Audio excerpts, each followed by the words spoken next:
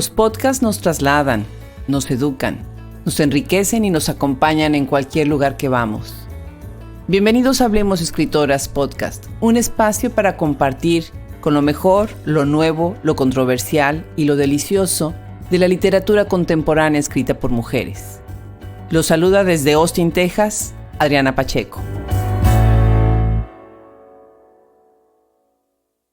Siguiendo una larga tradición, México ha acogido a escritores, músicos y artistas cubanos a lo largo de los años. Oded Alonso es una de ellos, y hoy tenemos el gusto de conversar con ella. Nacida en Santiago de Cuba, como ella dice, la llamada capital del Caribe, el 23 de enero de 1964, Oded llega a México en 1992 para contribuir desde la poesía y la narrativa en el escenario literario. Oded es una de las grandes representantes de la literatura lésbica contemporánea, en donde tiene una abundante producción. Su propuesta es aportar un espíritu renovador, tanto en temáticas como técnicas, y borrar estereotipos y prejuicios que han prevalecido en el imaginario colectivo. Su trabajo demuestra una vez más la gran calidad de la literatura que ha dominado el panorama cubano, enriquecida con su experiencia tras años de vivir en su nuevo país, México. Originalmente poeta, un día descubrió que la poesía no le alcanzaba para hablar de sus incertidumbres, por lo que escribe también cuento y novela. Ha ganado varios premios, como el Clemencia Isaura con su obra Últimos días de un país, y el Premio Nacional de Poesía LGBTTI 2017 en Zacatecas, México, con su libro Old Music Island. Esta entrevista con Oded Alonso la tuvimos que posponer porque sin querer pues se le atravesó un premio y bueno, pues tuvo que ir a recibirlo. Así que ahora que ya tuvo esta celebración, pues me da mucho gusto tenerla en el micrófono. Oded, bienvenida a Hablemos Escritoras. Muchas gracias, Adriana. Ya sabes, una así casual, ¿no? De pronto se atraviesa un premio. No, sabes qué gusto me dio, de verdad. Y además después estuve leyendo un poquito sobre la celebración. Felicidades, muy merecido. Ya nos platicarás más sobre esto. Ha de haber sido una muy buena experiencia, me imagino. Sí. Bueno, pues quisiéramos platicar con Oded de muchos de sus aspectos como escritora, como miembro de una comunidad de migrantes cubanos que han llegado a México. Y por eso es porque estás invitada a lo que es Compartiendo Raíces, que es una sección que precisamente habla de este encuentro, ¿no? Entre las raíces mexicanas y las raíces de otros países, ¿no? Porque pues ya con tanto tiempo viviendo en el país, pues ya eres también mexicana, ¿verdad? Sí. Platícame un poco, sí, ¿cuándo 27 llegaste? Años. 27 años tienes en el país. 27. Sí. ¿Dónde naciste, Oded? Pues yo nací en Santiago de Cuba, que es una ciudad al oriente de la isla de Cuba, que fue la primera capital, de hecho, del país cuando llegaron los españoles, y es llamada en muchos casos la capital del Caribe, porque está de ese lado de la isla, y es una ciudad con mucha historia y con mucha cultura, con una cultura muy fuerte. Cómo no, han salido muchos escritores, la cuestión también de arte, ¿no? Muy interesante. Sí, ahí nació el son cubano y así ramas musicales importantes surgieron de ahí. ¿De dónde son los cantantes que son de la loma pero cantan en llano? Exactamente, no, magnífico. Y se oye mucho en tu obra la música, ¿no? Que es otro tema que más tarde platicaremos sobre él. Interesante esta conjunción entre literatura y música. Tú naciste 23 de enero de 1964 y llegas a México entonces, ¿en qué año y por qué llegas a México? Llegué el 10 de febrero de 1992, hace ya 27 años.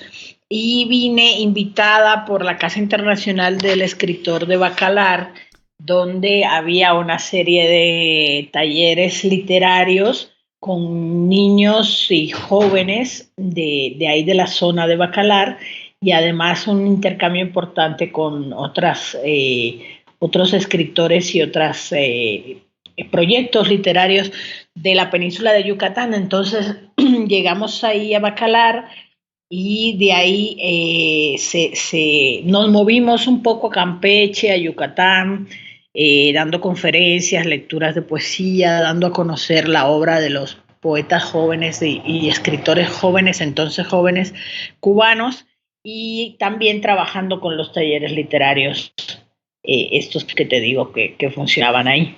Entonces tú sentiste una acogida de México desde un inicio. ¿Tú te sentiste parte ya de esa comunidad desde un inicio? Sí, sí, porque ahí empecé a conocer a muchas personas, porque como era la Casa Internacional del Escritor, ahí también había residencias escriturales y demás, y conocí desde ese primer momento a escritores mexicanos, que fueron de hecho ellos los que me invitaron a venir a la Ciudad de México, y ya cuando vine a la Ciudad de México, terminado el trabajo en Bacalar, pues acá fundé la residencia y aquí estoy desde todo ese tiempo, pues. Qué bien. ¿Tú empezaste a escribir muy joven, Odette? Sí, de hecho muy joven, pero pues sin muchas pretensiones, como empieza a escribir uno en la secundaria o en la prepa, así que haces los versitos y los rimas y los mides y todo. Pero estudié letras allá en la Universidad de Oriente, que es la Universidad de Santiago de Cuba, y ahí empecé como a familiarizarme un poco más con la literatura, y de hecho fue terminando la carrera que me invitaron a vincularme a un taller literario, el taller literario municipal de allí de Santiago, y ahí es donde yo creo que cobro conciencia de mi interés en trabajar la literatura ya de un modo más profesional. Yo siempre digo profesional entre comillas porque uno finalmente no puede dedicarse a la literatura como ganarse la vida en eso, pero la conciencia y el rigor del trabajo literario en ese momento creo que fue cuando comenzó. Sí, sería magnífico, ¿verdad? Poderse dedicarle tiempo completo y ya, Sería y que magnífico. de ahí comiera uno y pagara uno la renta y todo lo demás, ¿no? Sí. Pero bueno, pues es parte también del encanto del trabajo, pues que se tiene que hacer en combinación con la Uh-huh. escritura, ¿no? Yo siento que tú te has convertido al paso del tiempo como en madrina de varias jóvenes escritoras, ¿verdad? ¿Cómo te ves tú ahí? Pues mira, yo realmente esa posición de madrina no me gusta verlo exactamente así. Yo las veo como mis compañeras, como mis iguales, pero pues efectivamente yo tal vez tengo un poquito, bueno, tengo un poquito más de años y además tengo ya la trayectoria de conocer lugares y modos de difundir la literatura.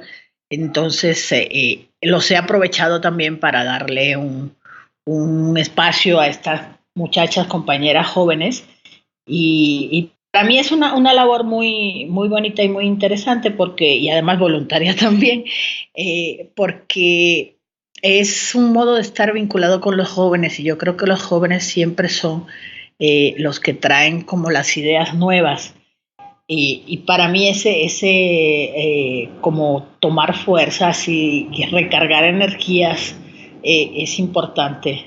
Me, Es importante y me sirve mucho incluso para mi propia obra y para la vida.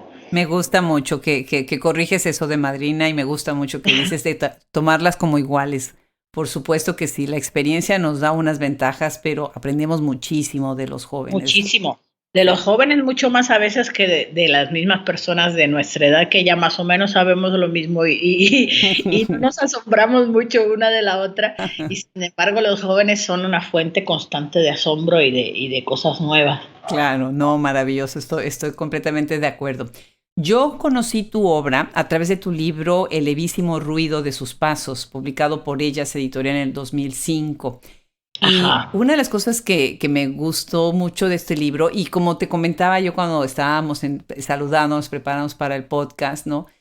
Yo estudié con varios maestros cubanos y la literatura cubana siempre se me ha hecho una literatura muy buena, Uh-huh. con una cadencia, una sutileza, unas imágenes pues de lo que es la isla, ¿no? De lo que Uh-huh. es precisamente la canción cubana, como hablábamos de música, Exacto, ¿no? sí. Y me gusta muchísimo de este libro la sutileza de tu erotismo, que se habla mucho como con la poesía de las vanguardias, ¿no? Ajá. Platícame un poco sobre tus influencias, de dónde viene, pues parte de tu inspiración y de tus influencias en general. Pues mira, este libro, Levísimos ruidos sus pasos, fue una antología de poesía lésbica que me propusieron en Ellas Editorial y fue bonito porque fue reunir en un libro por primera vez todos los poemas de ese tono que había escrito hasta entonces. Eh, entre los, yo creo que entre las influencias más importantes estuvieron precisamente los compañeros de la generación de los 80 allá en Cuba, que sobre finales de los 80, principios de los 90, estuvimos creando una obra con un espíritu como renovador, como volviendo a esas raíces de las que tú hablabas, como un poco lesamianos o un poco seguidores de Orígenes, en todas las artes incluso, no solo en la literatura, sino hubo un movimiento importante de renovación en las artes plásticas, por ejemplo, en el teatro, en la danza, en el cine y el video, etcétera. Entonces yo creo que convivir con un grupo de muchachos tan interesados en cuestionarlo todo y en cómo cambiar cosas fue importante para mí. Aparte de las lecturas normales, bueno, normales también iría entre comillas, porque no tendría una obligación de leerlo, pero sí, de toda esa poesía rigurosa cubana que tiene tanto, hay una tradición poética tan cuantiosa en Cuba desde el siglo XIX bueno, y hasta antes del siglo XIX, hasta la actualidad. Entonces yo creo que todo eso crea como un caldo de cultivo en el que yo estaba metida y por lo tanto pues de ahí tomaba mucha de esa savia para hacer mi propia obra. Qué interesante, y también en la narrativa, ¿no? Y me gusta tu referencia a Orígenes y a todo lo que es el grupo lesamiano, ¿no? Y la teoría lesamiana. Fíjate que yo hice mi tesis de maestría precisamente en Cecilia Valdés y en SAP. Qué bien. Sí, entonces, hablando precisamente de la figura de la mujer representada en la literatura cubana en ese periodo del siglo XIX. Y estoy de acuerdo, o sea, Cuba ha sido uno de los grandes aportaciones en todo, ¿no? En lo que es la crítica y en lo que es la producción narrativa y poética, ¿no? Definitivamente, ensayística también, ¿no? Sí, a veces sorprende que una isla tan pequeña tenga una producción artística tan importante. Pues sí, pero pues de ahí vienes y así se te nota en la carrera. Déjame leer algunos de los títulos de tus obras. Me gustaría mucho que quienes nos escuchen en este momento busquen la obra de Odette Alonso. Es muy rica, es muy intensa y es muy extensa. Algunos de tus libros son Escombros del Alma, publicado 2011, Víspera del Fuego, 2011 también. Manuscrito hallado en alta mar, 20 años de poesía reunida, ahí está con Jalapa, Universidad Veracruzana, 2011. Bajo esa luna extraña, también 2011, intenso tu 2011, por lo que veo. Sí, ese fue un año importante, sí. Qué bien. Después, Hotel Pánico, que ahorita vamos a hablar de él, magnífico, 2013. Bailando Oscuras, 2015. Las otras tempestades, 2016. Los días sin fe, 2017. Y bueno, All Music Island, publicado en el 2018. Platícanos un poco sobre estas obras. ¿De qué manera tú has entrado de la poesía al cuento y hacia el otro lado, ¿no? Que veo que has mezclado los dos géneros. Sí, mira, cuando yo llegué a México me pasó una cosa interesante, que yo hasta entonces había sido solo poeta y ese era como mi modo de expresión, pero al llegar aquí en mi vida ocurre un desdoblamiento donde hay toda una vida que queda atrás y una vida nueva que voy descubriendo. Y lo de la vida, decirte vida, es importante porque sí es como si fueran dos vidas, una continuación de la otra y con sus características cada una. Entonces, en ese trance, digamos, la poesía no me fue suficiente para expresar todo eso que yo sentía hacia un lado y hacia el otro. Y ahí en ese punto, que sería como en el año 93, más o menos, surgió la narrativa así como muy inesperadamente. Un día estaba yo sentada en donde vivía, estaba lloviendo, había un ventanal así grande que uno veía hacia afuera y me serví yo un traguito de ron, bueno, pues para pasar esa intempestiva lluvia. A Y en gusto. ese momento surgió el primer cuento que justamente empieza cuando una de las protagonistas de ese cuento se sirve un trago de ron y está viendo a través de una ventana una lluvia. Y a Increíble. partir de ahí salieron una serie de cuentos que, como esta realidad que te digo, que hay una vida cubana anterior y una vida mexicana posterior, que se mezclan, pero a veces no tanto. Hay cuentos escritos desde una realidad mexicana con personajes mexicanos, con el lenguaje y el modo de hablar de acá, y hay otros cuentos que analizan o miran hacia Cuba y tienen sus tramas de la isla, pues. Entonces esa dualidad siempre ha sido como muy importante en mi obra, para el que la ve desde fuera y para mí misma, ¿no? Como que hay una división que hace ver hacia un lado o hacia otro. Qué interesante. Odette, ¿qué es lo que más extrañas de Cuba? Pues sin duda el mar y además pues yo vivo acá arriba en la Ciudad de México y siempre digo, qué bonito fuera que ahí en Cuauhtémoc que estuviera el malecón. Es- Pero pues no está el malecón. Yo creo que el mar, que esa presencia del mar que uno en una isla tiene constantemente alrededor y en ciudades como Santiago de Cuba, donde yo nací, que es una ciudad así de pendientes, que desde cualquier lado se ve el mar, y en La Habana también hay calles que miras hacia un lado y hacia el otro y de los dos lados se ve el mar. Entonces esa presencia del mar yo creo que es de las cosas que más extraño de Cuba. que sí, me lo imagino, sentimiento nostálgico del mar debe de ser. Yo siempre he dicho que cuando me jubile y sea viejita, me gustaría vivir en una casita junto a la playa. Yo también digo eso. ¿Verdad? No, no, qué delicia, qué delicia. Y cuando no estás en México, ¿qué es lo que te hace falta de México?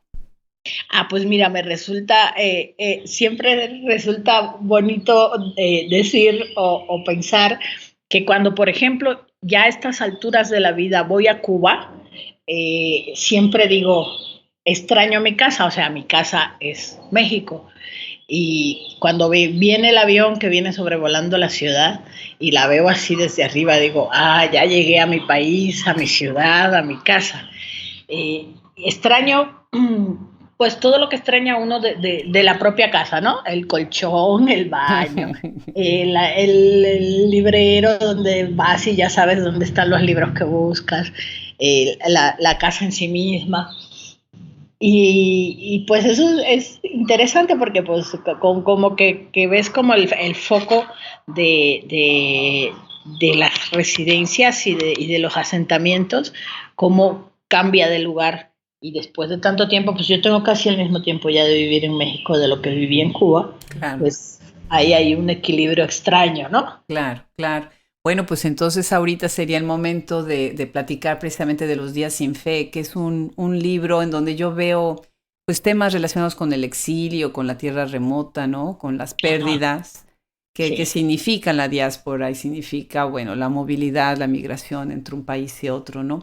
Este libro, Los días sin fe, publicado por Bitácora de Vuelos 2018, que además me encanta que lo hayas publicado con Bitácora de Vuelos, Ajá, porque sí, somos ya todo un equipo que estamos trabajando pues para visibilizar el trabajo de ustedes, ¿no? Entonces, me gusta sí, mucho con Nadia Contreras, con Adriana Bernal. Bueno, claro. platícanos sobre este libro y convídanos una lectura, ¿no? De alguno de los poemas de este libro, Los días sin fe.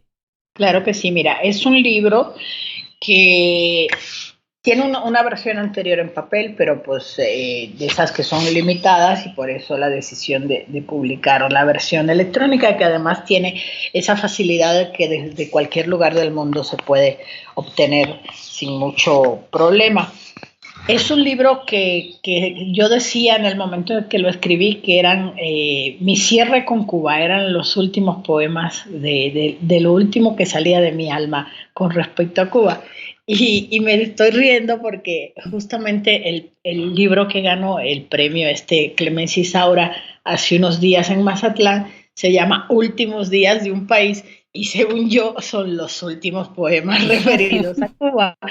Pero hay uno de los poemas de Últimos días que dice, que se llama precisamente Últimos días de un país y dice que no serán los últimos. Entonces, ya sabemos que ese tema va a estar ahí constantemente apareciendo, pues como es lógico, ¿no? Es una parte de la vida y una parte de la nostalgia que siempre está ahí presente. Claro. Entonces, les voy a compartir el primer poema del libro que se titula Fantasmas. Excelente.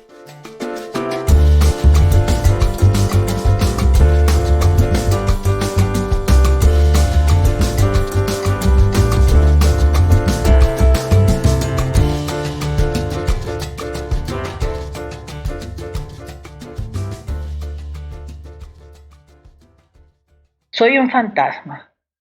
Los que hablan de mí no me conocen. Los que extienden su mirada hacia mi orilla saben de antemano que no me encontrarán. Yo viví en una isla. Respiré el salobre viento de las tardes. Puse mis manos sobre sus ojos al dormir. Besé su boca. Yo viví en una isla que se hundió para siempre. Desde entonces, en tierra firme, soy un fantasma. Qué precioso poema, qué precioso. ¿Otro poema de este libro?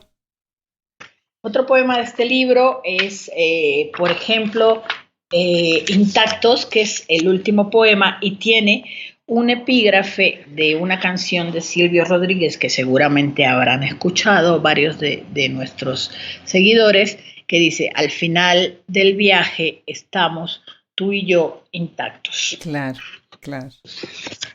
El poema dice, alguien canta a mi lado esa tonada cáustica, cava la melodía a un laberinto de humo.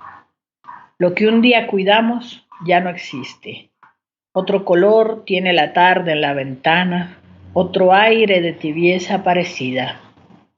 Hay 4 piedras debajo de la lengua. La palabra se agota, no dice lo que dice.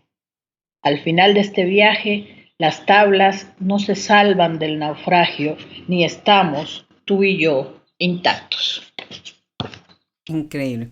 Este libro se me hace, pienso mucho cuando lo leo en las imágenes de la intimidad, ¿no? Porque estás hablando, sí, de lo remoto, pero también estás hablando como de algún tipo de desprendimiento en la pareja, ¿no? Dentro de lo que es lo íntimo, ¿no? Y acá me gustaría entonces abordar esta faceta que se me hace fundamental en tu carrera, ¿no? Como una de las representantes más importantes del movimiento LGBTQ. Sí. Y creo que el trabajo que has hecho como vocera es invaluable. Creo que has abierto puertas y derribado, ahora que estamos hablando de paredes, ¿no? Y de muros, varios. Platícanos, ¿cuáles son los retos a los que te has enfrentado en México, ¿sí? A los que te enfrentaste en Cuba, obviamente, ¿no?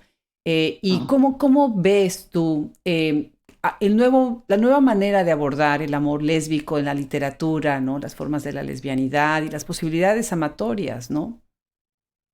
Sí, pues mira, yo desde Cuba, esa generación que te digo que fue de tanta ruptura allá, fuimos los primeros en abordar esos temas en la poesía y en el arte en general. Entonces, venía yo de una experiencia en la cual rompíamos el silencio que había en Cuba acerca de todo eso, porque pues ya sabes que una revolución siempre es machista y las personas de otras sexualidades eran hasta traidores a la patria, acabábamos siendo. Entonces era una experiencia de romper con esas ideas, esa inercia que había con respecto a esos temas.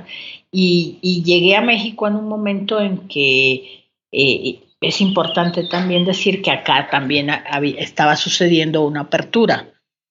Entonces empezamos yo creo que fue como un trabajo, se puede ver como un trabajo continuado, ¿no? Lo que había empezado yo a hacer en Cuba, lo continué haciendo aquí. Yo siempre digo que yo soy un poco inconsciente y a veces hago las cosas sin fijarme mucho en las ventajas o las desventajas o los peligros incluso que hay alrededor de ciertos temas o de ciertos pasos o de ciertas decisiones o de ciertos caminos. Y ese trabajo lo empezamos a hacer así. Empezamos a juntarnos, de hecho, a Artemisa Telles, María Elena Olivera Córdoba y Berta que entonces tenía Voces en Tinta, Berta de la Maza, que tenía Voces en Tinta, era solamente la distribuidora y ya luego fue la librería donde hubo tanta acogida y tantas posibilidades de difusión de la obra de todas.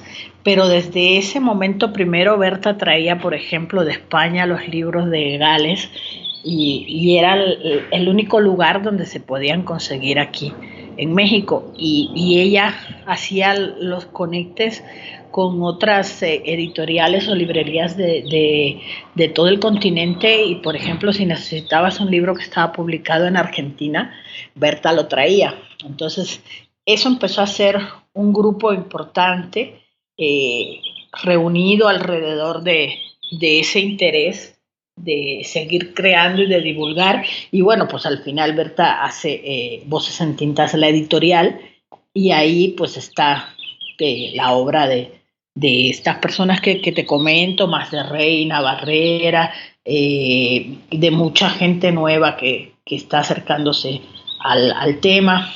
Y pues así fue, como una lucha que poco a poco fue agarrando su camino y viendo las posibilidades de divulgación de ese trabajo que hacíamos. Interesante.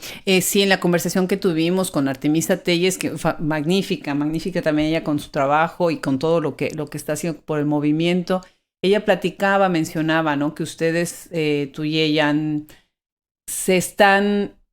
sido identificadas como escritoras que están rompiendo mucho los estereotipos y las categorías, ¿no? Tanto negativos como positivos, las grandes etiquetas que se le han puesto a las lesbianas o al movimiento lésbico y a la literatura, ¿no?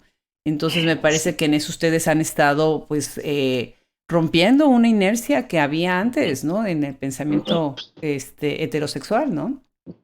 Sí, como renovando incluso esos paradigmas, como bien dices, y no faltó quien nos dijera que estábamos haciendo una literatura con personajes negativos, porque no eran, digamos, las lesbianas perfectas digo yo, del realismo socialista lésbico, sino eran personajes como muy metidos en contradicciones propias, que no quiere decir que sean positivos ni negativos en el balance general, sino que dentro de ellos mismos pues hay toda una serie de posibilidades y eso me parece a mí interesante, porque si hace uno una literatura de las puras bondades de la gente, pues al final acabas aburriendo a los lectores. Sí, y además mostrar una realidad que no es. No, pues me encantó. Realismo, socialismo lésbico. Estuvo genial. Bueno, pues me gustaría para seguir con tu obra, si pudiéramos leer otro poema más, regresar ahora a otro libro, el levísimo ruido de sus pasos. Y si nos pudieras convidar, esta me dices que fue publicada por Ellas Editorial en Barcelona. Allá en Barcelona, y estuve yo presentándolo en el Sant Jordi del año, creo que fue 2007, y fue muy interesante la experiencia porque fue conocer a una serie de escritoras del catálogo del editorial que estaban trabajando allá en España también, todos estos temas. Entonces era como también es esto que te digo del grupo que hacíamos aquí en México, extendido a otras áreas, y eso, pues eso es lo que hace la fortaleza de una literatura también. Claro, definitivamente. Pues, ¿qué nos compartes de este libro? De este libro les leo un poema pequeño que se titula Mediodía. A mediodía, una lluvia de flores tapiza el aguacero, y adentro el aire se hace más liviano. Sobre tu piel, mi piel, en mi boca el elixir, estela de humo limpio, advenimiento.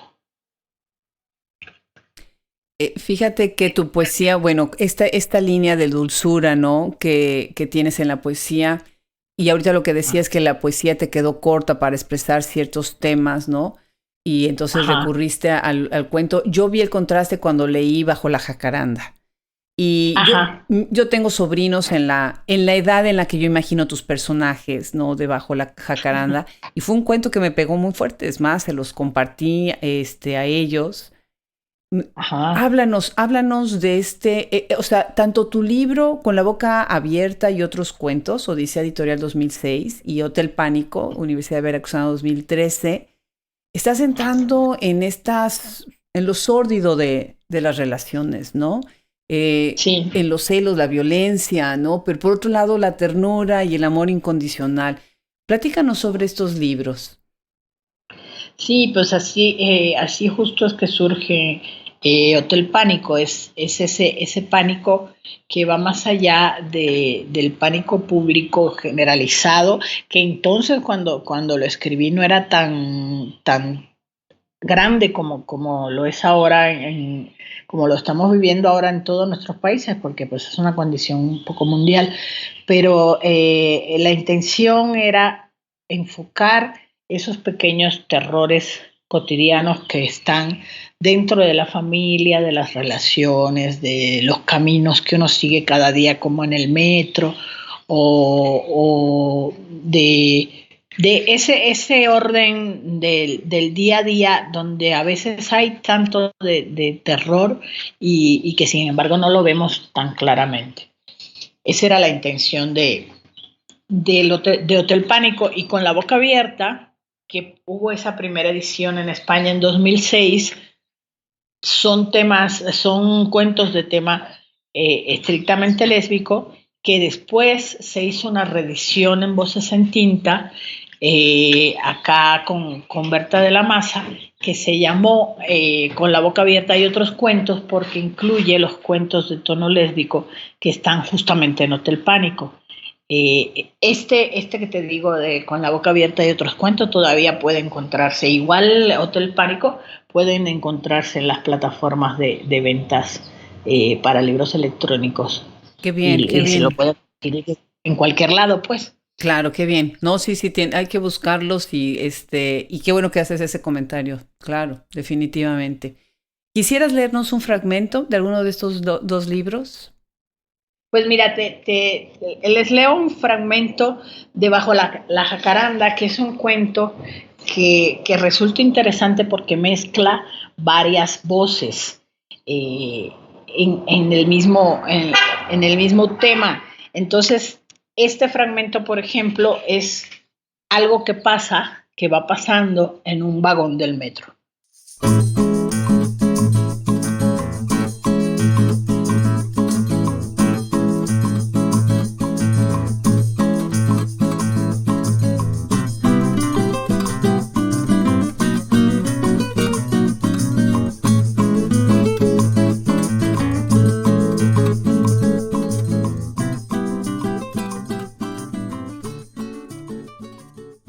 Permita el libre cierre de puertas. Gracias.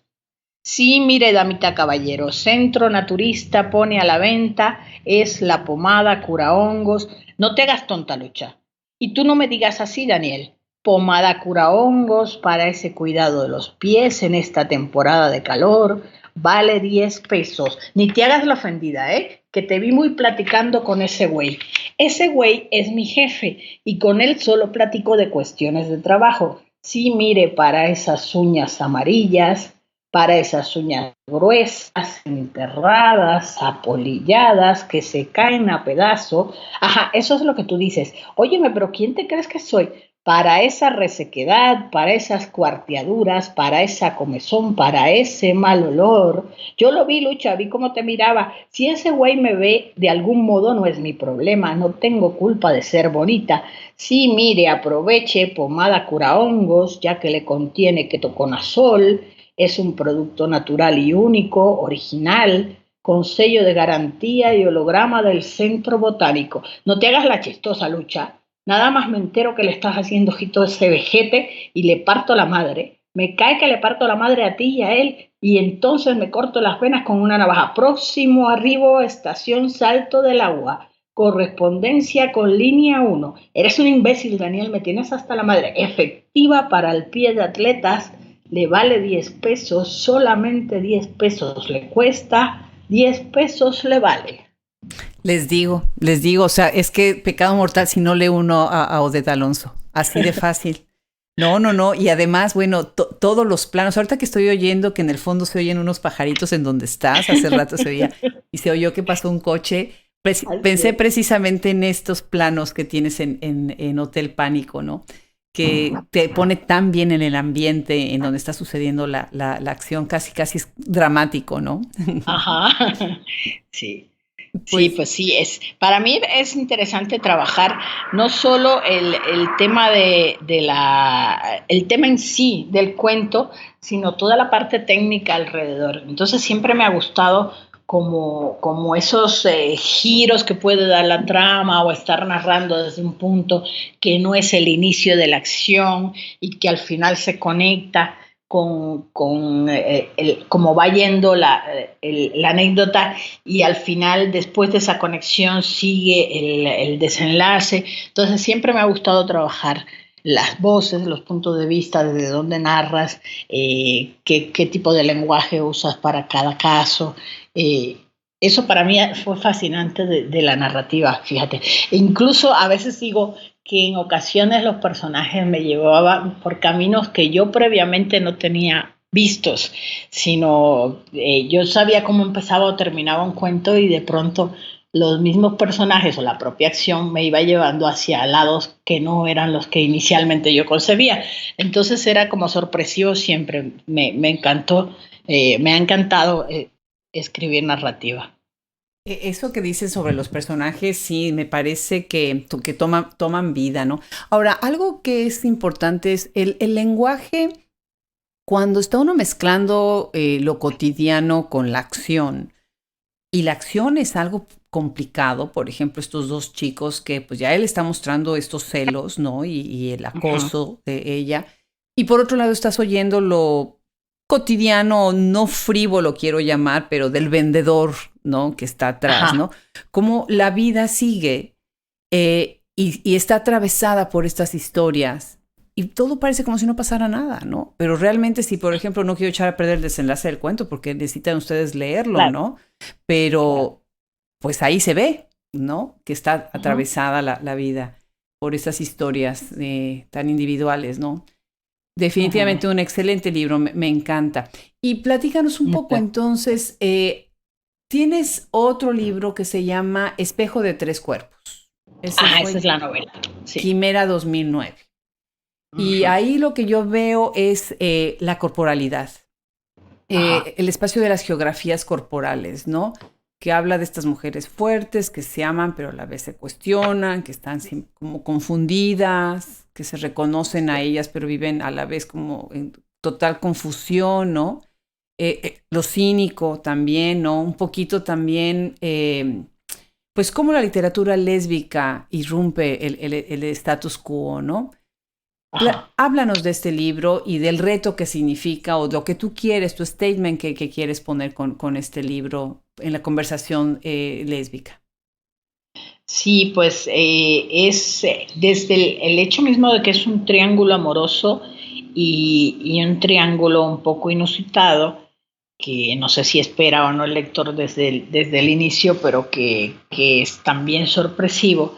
eh, a mí me interesaba la posibilidad de reflejar el deseo desde todas sus posibilidades, pero un deseo que no es alocado, sino que llega a ser responsable y que puede enfrentar las situaciones a las cuales está abocado, ¿no?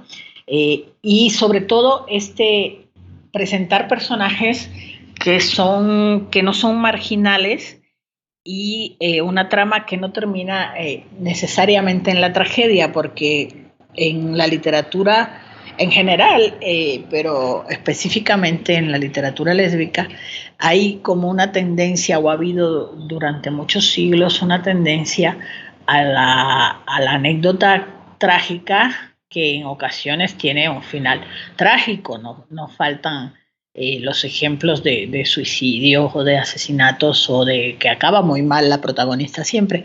Entonces, como que ya tenemos nosotras muy consciente que ese no debe ser el tono de las narraciones, que hay que también fijarnos o enfocarnos hacia el deseo, hacia las posibilidades. Y estas son mujeres que son profesoras de una universidad, que tienen intereses de superación, que cursan maestrías y doctorados, que ofrecen talleres, que tienen una vida profesional muy activa y a su vez una vida íntima que es también muy rompedora, porque una de ellas, Ángeles, una de las protagonistas, pues no era una mujer lesbiana, y de pronto descubre el deseo lésbico y descubre esa parte, esa posibilidad de amor en ella. Entonces también es enfocar ese descubrimiento de la sexualidad en ella, en la hija, en el otro personaje que es una mujer joven, Berenice Gallardo, el grupo de amigas que tienen. Entonces pareciera, como dices tú, pareciera una anécdota de la cotidianidad donde pues aparentemente no pasará nada, pero en el fondo hay todo un trabajo consciente para enfocarlo hacia esos objetivos, ¿no? Y con esa intención de no hacer una trama que acabe como la tradición, sino que tenga otras posibilidades. Estoy completamente de acuerdo contigo, ¿no? Y qué bueno que lo estén haciendo así para también un poquito educarnos, ¿no? Porque eso es otra cosa. Sí. ¿Quieres leernos sobre un fragmento de Espejo de Tres Cuerpos? Pues mira, les leo un parrafito del inicio.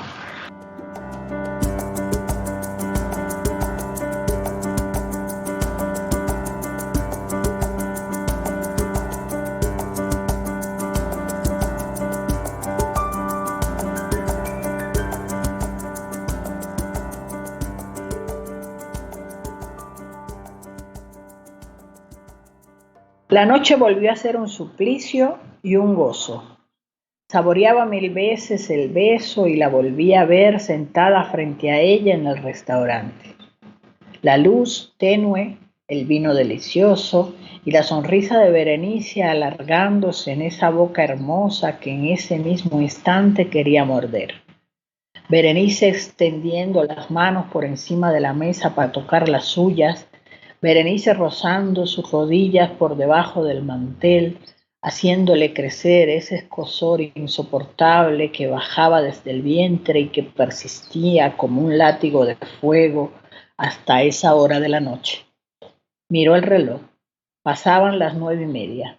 Se levantó y salió al pasillo. Por debajo de la puerta de Raquel se colaba el resplandor grisáceo del televisor encendido. Fue hasta la sala y tomó el teléfono. Qué bien, muchísimas gracias. Odette, ¿a qué horas escribes? Pues mira, eso es complicado porque como una tiene que trabajar para ganarse el sustento, como decíamos hace un rato, yo tengo un horario laboral muy, muy inquisidor porque es desde las 10 de la mañana hasta las 8 de la noche. Uy. Entonces, la poesía a veces la puedo acomodar en esos horarios de la oficina porque como la poesía surge así de pronto y entonces toma, bueno, en mi caso, de pronto hay como un llamado, como una nota que tomo en algún lado y a partir de ahí empiezo como a trabajar el poema, entonces en algunos puntos muertos del trabajo en la oficina puedo hacer un poco de trabajo con respecto a la poesía, pero en el caso de la narrativa, que requiere como una dedicación mucho más fija, como mucho más intensiva, me es difícil. Tengo que tener, por ejemplo, días donde yo sepa que solo voy a estar, que voy a estar sola, pues dedicada a eso, y en ese caso, pues tomarme el tiempo requerido para redactar por lo menos algunas partes de lo que deseo, pero pues es complicado, a veces uno posterga demasiado ese trabajo, pero pues son las condiciones ahora sí que del pánico cotidiano. Del pánico cotidiano. Pues sí, apenas y así, ¿no? Pues qué bien. Tienes, o sea, tienes muchísima obra y bueno, por eso hago la pregunta, ¿no? Porque sí tienes una muy Sí. buena producción. Oded, estoy leyendo el encabezado del periódico Debate. Dice, la poeta Oded Alonso gana premio Clemencia Isaura.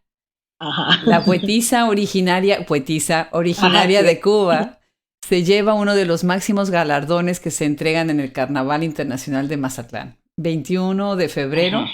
2019.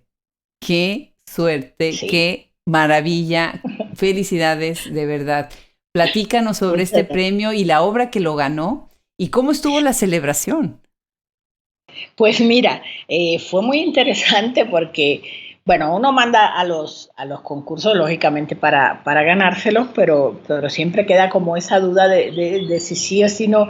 Y de pronto llamaron, estaba yo en la inauguración de la Feria Internacional del Libro de Minería, por lo cual traía el teléfono en silencio y de pronto siento que se mueve algo y veo que están llamando desde una clavelada que no conozco y resultó que pues me dan la noticia de que me gané el premio. Fue muy, muy emocionante para mí porque es un premio importante, ¿Cómo pero no? además es un premio que tiene la característica de que el poeta o la poeta ganadora tiene que, por la tradición, coronar a la reina de los Juegos Florales del Carnaval de Mazatlán. Sí. Entonces, pues allá fui yo de coronadora de reinas, que no me vino nada mal porque, bueno, es una experiencia completamente inusitada, te digo, y que pues es algo que nunca voy a olvidar. No, genial, genial. Además, bueno, esto es un premio para los que no lo conocen, es un premio muy renombrado, como dice Oded, por eso estoy tan emocionada que lo haya Uh-huh, ganado. Tiene un premio en efectivo, lo cual es uh-huh. muy bueno, ¿no? Y Sí, es tiene, bueno. y tiene esa experiencia, ¿no? De estar en el carnaval, que es todo un acontecimiento y un evento, no nada más en Mazatlán, lo tenemos que pensar a nivel nacional, ¿no? Ahora, Sí, el seudónimo que usas para la obra, Animal Oscuro, animal ¿no? Y oscuro. el título, Sí, Últimos días de un país. ¿Por qué ese así es. seudónimo y de qué se trata esta obra?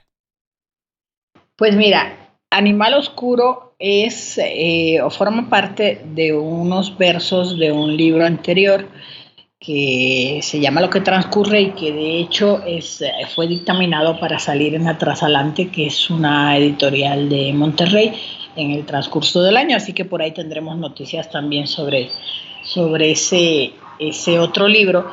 Pero el usar Animal Oscuro como seudónimo tiene como muchas connotaciones, porque fíjate que siempre, no sé si siempre sucede, pero tiene uno como la idea de que si el seudónimo es o femenino o masculino, da como ideas acerca de quién es el autor Sí. y que eso pudiera en ocasiones determinar ciertas cosas. O sea, es como un mito urbano de esos que se repiten y uno dice, bueno, es que dicen que eso sucede. A lo mejor no sucede así, pero bueno, ahí está eso como flotando todo el tiempo alrededor de la participación en los concursos. Entonces, Animal Oscuro es completamente neutral, o sea, decía yo, puede ser animal o animalo, y queda como como esa duda acerca de, aunque fíjate que los poemas no dejaban mucha duda, porque sí había utilización de los femeninos en los versos, pero de cualquier modo ese es el origen del seudónimo. Y el libro, Últimos días de un país, que ya lo mencionaba anteriormente, es como una mirada un tanto nostálgica o memoriosa a un tiempo anterior que tiene que ver con Cuba, pero que puede tener que ver con cualquier infancia, adolescencia de la persona que lo lea, ¿no? Es como una mirada, incluso desde esta posición mía de la migración, o sea que la distancia no solo está en tiempo, sino también en espacio, mirar desde una cierta distancia lo anterior de la vida, y entonces hay poemas que hablan de los abuelos, de los paseos de la infancia, de lugares que están en esa memoria, y es un libro como de ese tono más memorioso, digamos. Claro, claro, muy, muy interesante. Para cerrar, quisiera, cerrar con la lectura de un poema más, ya sea de tu libro All Music Island o de este libro ganador. Y me gustaría también preguntarte, ¿qué es lo que tú propones que se tiene que hacer con las nuevas generaciones para buscar más apertura en cuestión de todos los temas LGBTQ y en general lo que debería de verse de una manera muchísimo más siento yo, de hermandad, de unión, ¿sí? Y que ha habido tantas rupturas con estos movimientos tan conservadores que se están dando pues a lo largo y lo ancho del mundo. Uh-huh. Pues mira, yo creo que la literatura de los jóvenes está siendo como muy inclusiva de por sí, digamos, en su naturaleza, como los jóvenes, los más jóvenes sobre todo, tienen como una visión un poco más abierta de las sexualidades, y es lógico porque vienen de un espacio en el que se ha estado luchando por eso durante muchas décadas. Entonces sus mismos padres son personas que en algunos momentos pues han de haber estado vinculados a movimientos de mayor apertura o de inclusión. Eso es importante porque desde las literaturas se marca como esa apertura. Lógicamente, que es lo que ha pasado cuando los temas que han estado en los márgenes se hacen centrales o van logrando un punto más cercano a la centralidad, pues a los que antes eran los grupos de ese centro les empiezan a preocupar su posición dentro de todo este panorama, y surgen todas estas radicalidades de un lado y del otro. Yo creo que la literatura ayuda o debería ayudar como a esa visión un poco más natural de ello. Yo siempre digo que en mis intenciones, y están en los cuentos y sobre todo en la narrativa, no hay una intención de juicio en mi manera de narrar. Claro. O sea, nunca digo, esto que pasa entre este personaje y qué mal está eso no debió haber sucedido, sino que solo narro, y además buscando la naturalidad de esos arquetipos dentro de la sociedad. Entonces, eso hace que las personas que lo puedan leer, de hecho, todas las personas, porque siempre dicen, no, es que si tú escribes de esos temas vas a tener un público específico. No, o sea, hay un nicho comercial específico, claro, pero no necesariamente las personas, o sea, no hay una prohibición de quién puede o quién no puede acercarse a esa literatura. Entonces, digamos que en mi intención o en mis objetivos como escritora ha estado eso, como narrar con la naturalidad de que vean que los personajes y los personajes lésbicos, y entonces también las lesbianas, son personas que tienen una vida natural, no lo que ellos imaginan, pues, que a veces se imaginan cosas que ojalá fuera así. Está genial, genial eso. Yo después muchísimas gracias por tu reflexión, por tu obra. Me gustaría cerrar con una lectura de alguno de los poemas que te gusten más de estos dos libros. No sé cuál se te antoja. Pues mira, voy a leerles el poema que cierra la primera parte de All Music Island, que fue el premio que ganó, el libro que ganó el Premio Nacional de Poesía LGBTI en Zacatecas en el año 2017. Este poema se llama El baile. Excelente.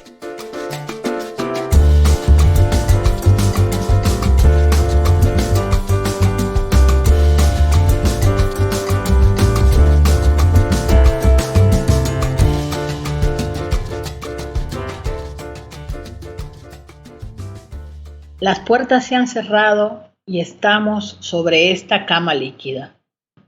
Tu piel es el invento de mis ojos. Ellos van delineando la curva de tu espalda, la voluptuosidad del seno, la inquietud en las manos. Sobre tus labios curten la lengua que habla y que acaricia. Pintan un corazón diseccionado. Los pies trazan figuras en el aire. Hacemos nuestra aquella tierra ajena. El deseo no acaba, nos transita y amar es este baile que tejemos. Precioso. Pues de nuevo, muchísimas gracias por estar en el programa. Ha sido un verdadero placer.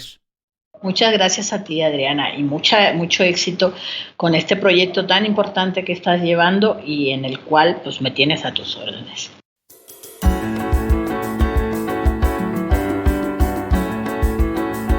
Con cada vez más voces y temáticas, Hablemos Escritoras Podcast crece cada día. Le damos las gracias de su producción a Fernando Macías Jiménez y Wilfredo Burgos Matos. Andrea Macías Jiménez, quien es la artista tras nuestra página de internet y todas nuestros social media. El logo original de Proyecto Escritoras Mexicanas Contemporáneas de Raúl Bravo Vázquez. Se despide y los espera en la próxima edición Adriana Pacheco.